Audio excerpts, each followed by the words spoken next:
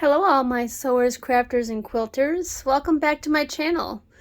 Today we're going to be working on making a wallet from this pattern called the Stella Bag and Wallet.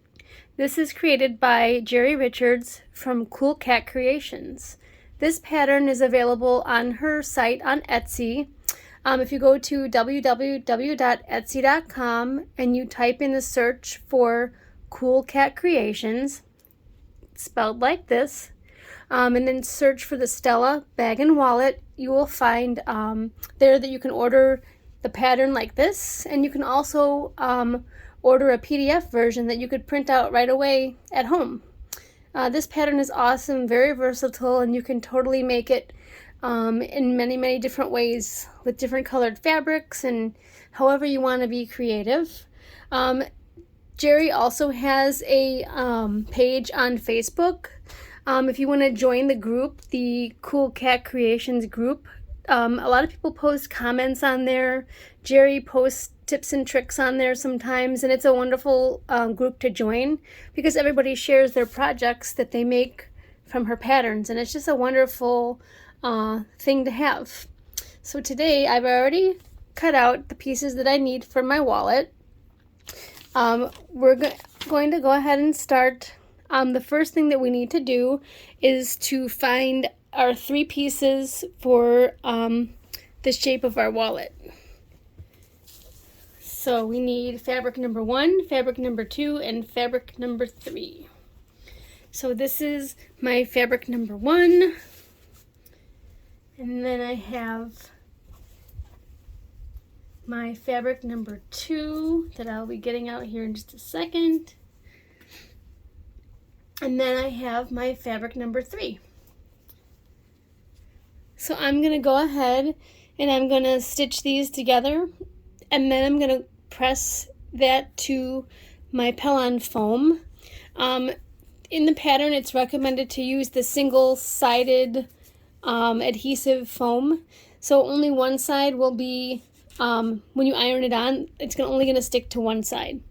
So let's go ahead and get sewing. Okay, welcome back. This is how my wallet front and piece turned out. The pattern does come with a template, so I went ahead and I cut the top of the wallet shape to match the template. If you're interested, go ahead and check it out on Etsy. The description will also be linked in my video, okay? So the next step is we're going to make the little zipper pocket. So you take your the upper and lower zipper piece, and you're going to fold it in half, which I've already kind of pressed it, ready to go like that. And then I finished the ends of my zipper because I didn't have a short enough one, so I had to cut it off. So I just kind of made my own ends on it, but you can buy one that fits, or you can make your own zipper, whatever you find fun and interesting. The first thing that you're going to do is you're going to attach the zipper face down onto your piece, and you're going to just go ahead and sew along the edge right here. And just like how I explained, like in the purse pattern, I prefer to open my zipper, a little bit when I'm starting to sew it right sides together, because I don't want it to have like that, my zipper foot going along and then bump it and then make the stitching not straight. So I usually sew about to here, and then with my needle down, I lift up the presser foot, and then like if my presser foot's holding it, I kind of like flip it a little, and then I zip it shut, and then I carry on and finish the rest of the way.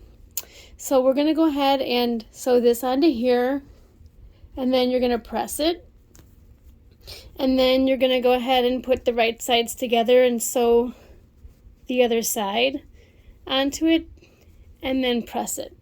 And then I'll come back after I do the first piece and then show you how it looks.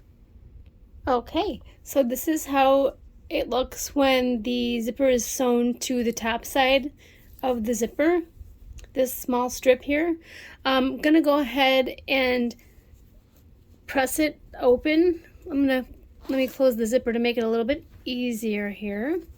I'm going to go ahead and press it just like that, like finger press it a little bit first to kind of get it to lay flat. And then I'm just going to go ahead with the iron and just press it.